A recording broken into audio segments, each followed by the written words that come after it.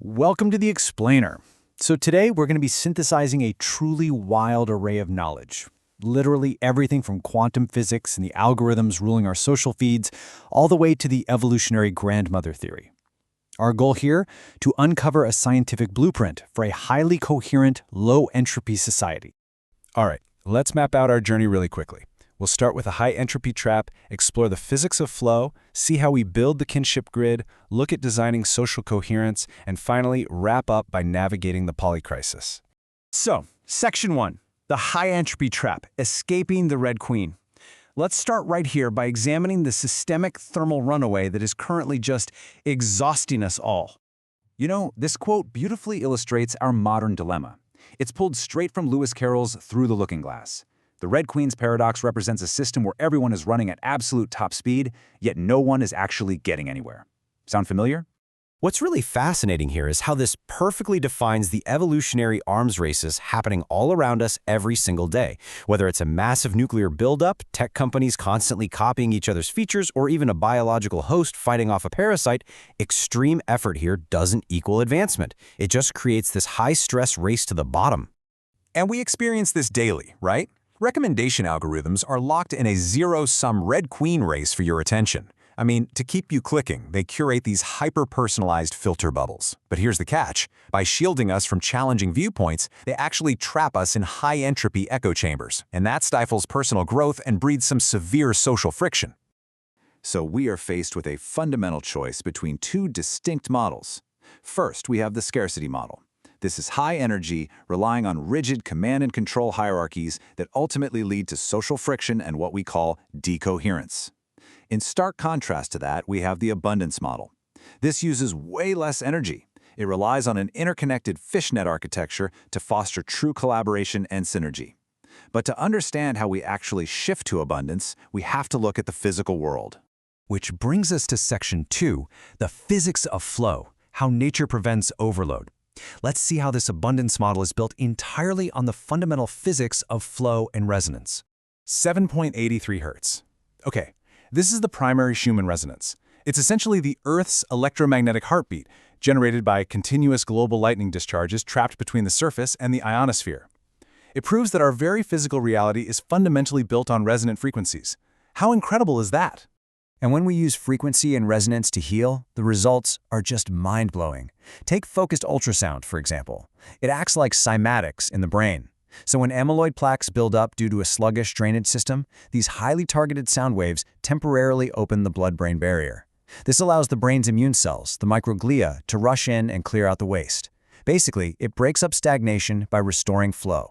And we see this absolute necessity for flow everywhere in our biology, from simple diffusion in our lungs all the way to the molecular shuttle of hemoglobin. Our bodies transport vital gases through highly specific structural channels. Nature proves this time and time again. Blockages are only broken by continuous, efficient flow.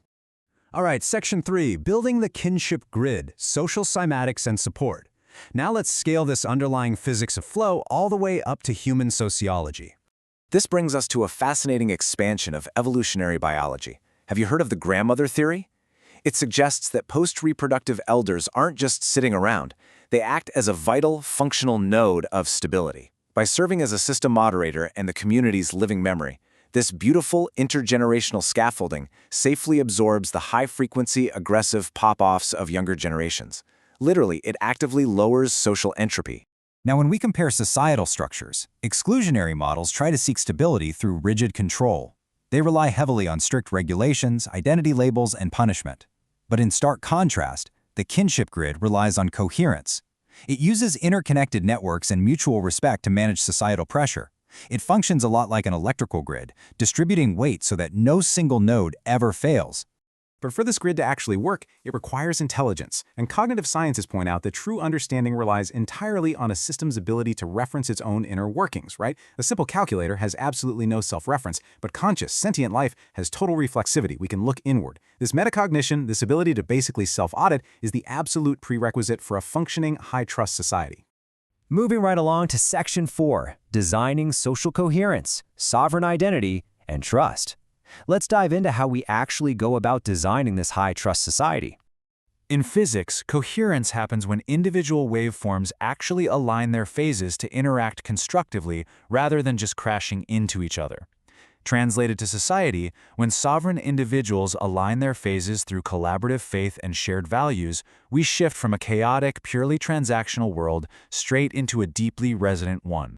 The physical architecture for this resonance is described as tiny, decentralized, international co-living pilot communities. So, instead of forcing everyone into a rigid hierarchy, these communities act as interconnected fishnets, buffering social failure.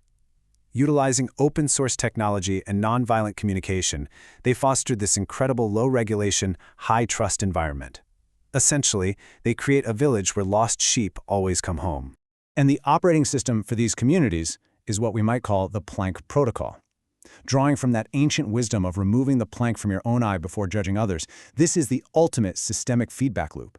If every single node in the network, every individual, is responsible for auditing their own biases and maintaining mutual respect, the overall signal of the community remains beautifully clear. It stops the thermal runaway of high-entropy violence right in its tracks. But let's be real here for a second. Implementing this isn't exactly easy when the world feels chaotic. As we face the overwhelming polycrisis of modern life, from algorithmic manipulation to massive global tensions, this is the most critical question we absolutely must ask ourselves. How do we hold on to joy? Which brings us to Section 5, Navigating the Polycrisis, Inner Stability as Resistance. Let's explore how maintaining our inner stability is not just some self-care trend, but an actual radical act of vagal toning for the global nervous system. Holding on to joy is literally a subversive act against the system that profits from your anxiety.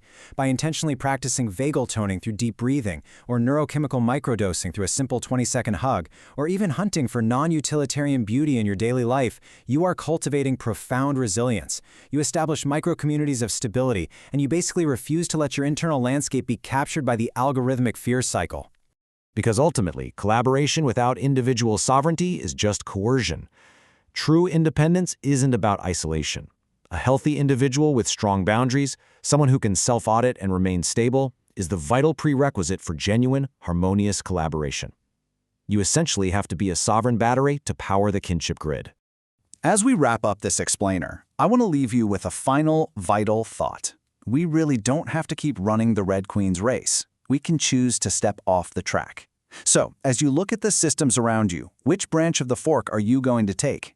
How will you choose to step out of the chaos, align your phase, and start building a resonant, low-entropy grid of your very own?